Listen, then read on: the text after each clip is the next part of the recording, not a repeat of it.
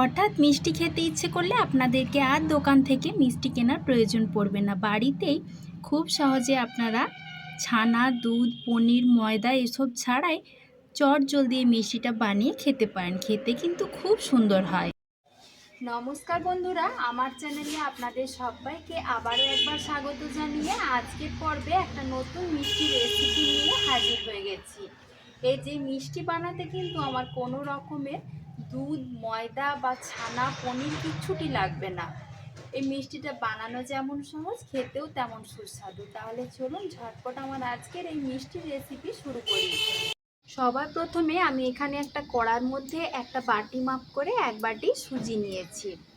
এবার সুজিটা একটু সময় নিয়ে গ্যাসের আঁচটা একদম মিডিয়ামে করে দিয়ে একটু ভেজে নেব। খুব বেশি লাল করে ভাজার কিন্তু দরকার নেই। এভাবে আমি 1-2 মিনিট মতো ভেজে নিয়েছি, তবে গ্যাসের আঁচটা কিন্তু একদম কমিয়ে দিয়ে ভাজতে হবে। এবার আমার সুজিটা ভালোভাবে ভাজা হয়ে গেছে। এখন আমি দিয়ে দিচ্ছি জল। যে বাটির মাপ করে আমি সুজি নিয়েছিলাম 1 বাটি, সে বাটির মাপ করে এখানে 2 বাটি জল দিতে হবে। এই মাপগুলো ঠিকঠাক রাখলে কিন্তু মিষ্টিটাও আপনারা খুব সুন্দরভাবে বানাতে পারবেন। এবার কিছুক্ষণ অপেক্ষা করব যাতে জলটা ফুটতে থাকে।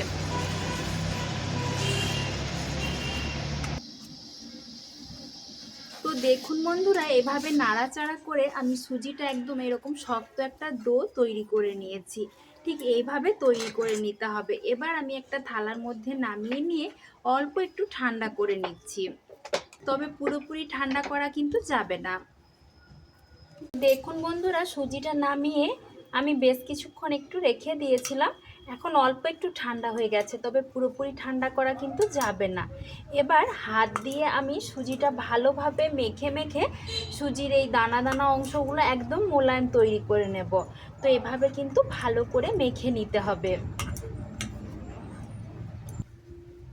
তো দেখুন বন্ধুরা, আমি খুব ভালোভাবে মেখে নিয়েছি। এখন কত সুন্দর একটা সফট ডো কিন্তু আমি বানিয়ে নিয়েছি। আর যদি এটা মাখতে মাখতে আপনাদের হাতে লেগে যায়, সেক্ষেত্রে কিন্তু আপনারা অল্প একটু ঘি দিয়ে দিতে পারেন। আমিও একটু ঘি দিয়েছি, সেটা আমার আর দেখানো হয়নি। এবার আমি মিষ্টিগুলো বানিয়ে নেব। তার আগে আমি এখানে একটা পুর বানিয়ে নেব। তো আমার এখানে লাগছে হচ্ছে নারকেল কোড়া। আপনারা যদি নারকেল কোড়া না আপনাদের কাছে থাকে, তো সেক্ষেত্রে আপনারা যে শুকনো নারকেলের গুঁড়ো কিনতে পাওয়া যায়, সেটা দিয়েও কিন্তু একইভাবে বানিয়ে নিতে পারেন। এবার এর মধ্যে কয়েকটা উপকরণ আমি মিশিয়ে নেব। সবার প্রথমে দিচ্ছি কিছু ড্রাই ফ্রুটস। আমি এভাবে মিহি করে কুচিয়ে রেখেছি, সেইগুলো এখানে দিয়ে দিচ্ছি। আপনাদের পছন্দ মতো যে কোনো ড্রাই ফ্রুটস কিন্তু আপনারা দিতে পারবেন। আর দিচ্ছি 1 চামচ মতো গুঁড়ো দুধ। তার সাথে দিয়ে দেব গুঁড়ো করা চিনি।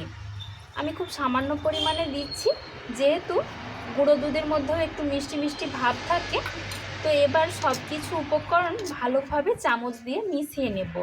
যদি একদম শুকনো শুকনো মনে হয়, সেক্ষেত্রে আপনারা সামান্য একটু লিকুইড দুধ এভাবে মিশিয়ে নেবেন। আমি অল্প একদম কয়েক ফোঁটা এভাবে মিশিয়ে চামচ দিয়ে ভালো করে সব কিছু একসাথে মিশিয়ে নিচ্ছি। বন্ধুরা, সুন্দরভাবে আমি পুরটা রেডি করে নিয়েছি। এবার অন্যান্য যে কাজগুলো আছে সেগুলো করে নিচ্ছি। এবার আমি মিষ্টিগুলো বানিয়ে নেব। তো তার জন্য যে সুজির ডোটা তৈরি করে রেখেছিলাম, সেটা এরকম একটা শক্ত যে কোনো জিনিসের ওপর রেখে দেব। তারপর এভাবে একটু পাতলা করে বেলে নিতে হবে।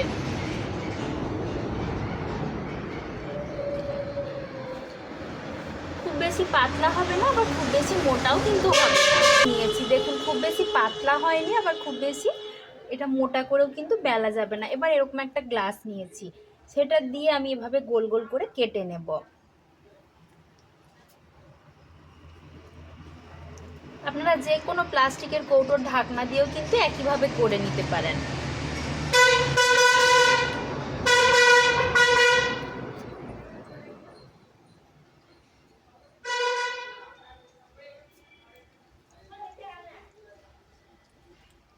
এবার আমি এই গোল গোল পিঠে যেগুলো বানিয়েছি সেগুলো কিন্তু তুলে নিচ্ছি।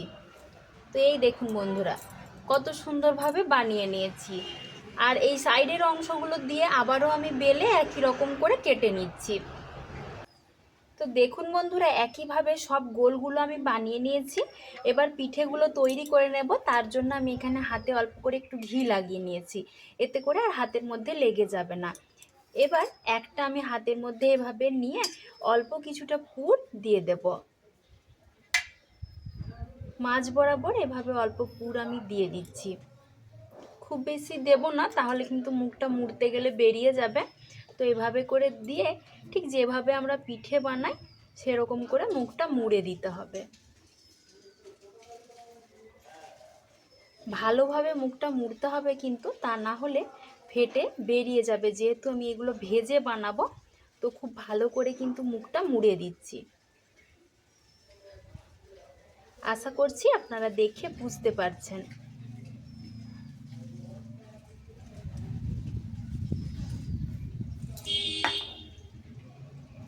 দেখুন বন্ধুরা, একটা পিঠে কিন্তু, পিঠে বলুন বা মিষ্টি বলুন, একটা কিন্তু আমি বানিয়ে নিয়েছি।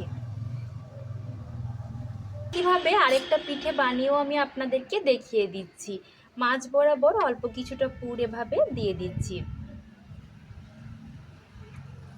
তারপর মুখটা ভালো করে মুড়ে নেব। খুব ভালো করে কিন্তু মুড়তে হবে, এটা বারবার খেয়াল রাখবেন। যেহেতু পিঠেগুলো আমি ভেজে বানাবো, তা না হলে কিন্তু খুলে যাবে, সব পুর তেলের মধ্যে বেরিয়ে যাবে, তখন একদম পিঠেগুলো ভালো করে কিন্তু তৈরি করা যাবে না। দেখুন বন্ধুরা, আরেকটাও কিন্তু একইভাবে বানিয়ে নিয়েছি। বানানো তো ভীষণ সহজ, আপনারা দেখে নিলেন। ঠিক আমরা যেভাবে পিঠে বানিয়ে থাকি সেরকমভাবে বানিয়ে নিতে হবে। তো একইভাবে আমি সবগুলোই বানিয়ে নিয়ে ফিরে আসছি। একইভাবে আমি সব মিষ্টিগুলো কিন্তু বানিয়ে নিয়েছি। এবার মিষ্টিগুলো ভেজে নেব। তার আগে আমি এখানে একটা চিনি সিরা বানিয়ে নিচ্ছি। তো চিনি সিরাপ বানিয়ে নেবার জন্য যে বাটির মাপ করে সুজি নিয়েছিলাম, সে বাটির মাপ করে এখানে 1 বাটি নিয়েছি চিনি, আর একটা ছোট এলাচ থেঁতো করে মধ্যে দিয়ে দিচ্ছি। এতে করে মিষ্টির স্বাদটা কিন্তু অনেক গুণ বেড়ে যাবে। এবার 1 বাটি জল আমি এর মধ্যে দিয়ে একটু ফুটিয়ে নেব। একটু চটচটে রস বানাতে হবে, কোনো একতার বা দুতারের শিরার কিন্তু দরকার হবে না। তো এইভাবে আমি প্রায় 10 মিনিট মতো ফুটিয়ে নিয়েছি। এখন মোটামুটি একটা চটচটে শিরা বানানো হয়ে গেছে।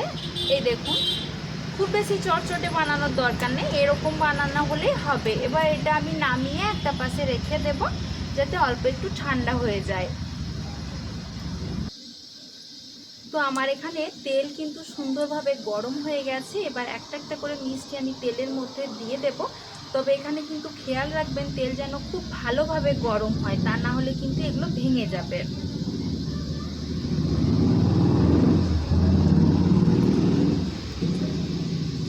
এবার একটা একটা করে সব মিষ্টি আমি এর মধ্যে দিয়ে ভেজে নেব। পিঠেগুলো সুন্দর করে ভেজে নিয়েছি। এর থেকে বেশি লাল করে ভাজবো না, তাহলে কিন্তু অনেকটা শক্ত হয়ে যাবে, মুচমুচে হবে ঠিকই। তবে আমি এইভাবে হালকা করে একটু ভেজে নামিয়ে নিচ্ছি। আপনারা যদি আরেকটু বেশি করে ভাজতে চান সেটাও ভেজে নিতে পারেন। এই দেখুন কত সুন্দর হয়েছে, শব্দটা শুনে আশা করি বুঝতে পারছেন। এবার এই গরম গরমে আমি চিনির রসের মধ্যে দিয়ে দেব। একইভাবে আমি সবগুলোই কিন্তু তেল ঝরিয়ে নিয়ে তুলে নিচ্ছি।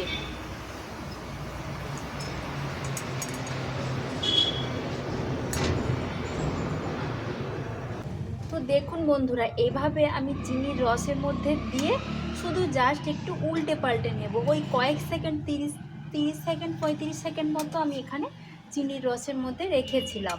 এবার কিন্তু তুলে নেব। অনেকক্ষণ রেখে দিলে একদম নরম তুলতুলে হয়ে যাবে, তখন খেতে ভালো লাগবে না। আর এভাবে অল্প কিছুক্ষণ রেখে যদি তুলে নেন, তাহলে কিন্তু ওপরটা বেশ মুচমুচে থাকবে, অথচ রসালো হবে।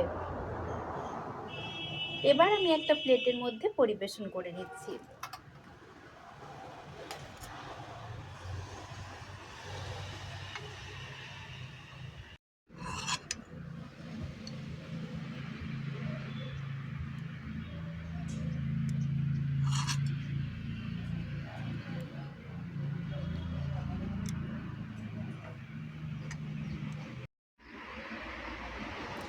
তো তো দেখুন বন্ধুরা, মিষ্টিগুলো কত সুন্দরভাবে বানিয়ে নিয়েছি। আর দেখুন ওপর থেকে কি সুন্দর একদম মুচমুচে, আর ভেতর থেকে একদম নরম তুলতুলে হয় মিষ্টিগুলো। আপনারা একবার হলো বানিয়ে দেখবেন, খেতে কিন্তু খুব সুন্দর লাগে। একটা মিষ্টি আমি আপনাদেরকে কেটেও দেখিয়ে দিচ্ছি। দেখুন ওপর থেকে খুব সুন্দর একদম মুচমুচে হয়, আর ভেতর থেকে নরম তুলতুলে। আর পুর বানানোর কিন্তু কোনো রকমের কোনো ঝামেলা নেই। হঠাৎ মিষ্টি খেতে ইচ্ছে করলে আপনাদেরকে আর দোকান থেকে মিষ্টি কেনার প্রয়োজন পড়বে না। বাড়িতেই খুব সহজে আপনারা ছানা, দুধ, পনির, ময়দা এসব ছাড়াই চটজলদি এই মিষ্টিটা বানিয়ে খেতে পারেন। খেতে কিন্তু খুব সুন্দর হয়। তাহলে এবার থেকে বন্ধুরা চটজলদি যদি কোনো মিষ্টি খেতে ইচ্ছে হয়, তাহলে আর দোকানে না যেয়ে বাড়িতেই কিন্তু এই সহজ মিষ্টিটা আপনারা বানিয়ে দেখতে পারেন। বানানো তো দেখলেন ভীষণ সহজ, আর খেতে কিন্তু খুব সুন্দর হয়। তো আমার আজকের এই মিষ্টির রেসিপি আপনাদের কেমন লেগেছে কমেন্টে জানাতে ভুলবেন না। ভালো লাগলে লাইক ও শেয়ার করে দেবার জন্য অনুরোধ করছি। তার সাথে চ্যানেলে যদি নতুন হয়ে থাকেন তো প্লিজ চ্যানেলটা সাবস্ক্রাইব করে আমার পাশে থাকবেন। আর এরকম নতুন নতুন রেসিপি পেতে হলে আমার চ্যানেলটা সাবস্ক্রাইব করে রাখবেন। আজকের মতো এই পর্যন্তই। সবাই ভালো থাকবেন, সুস্থ থাকবেন। ধন্যবাদ।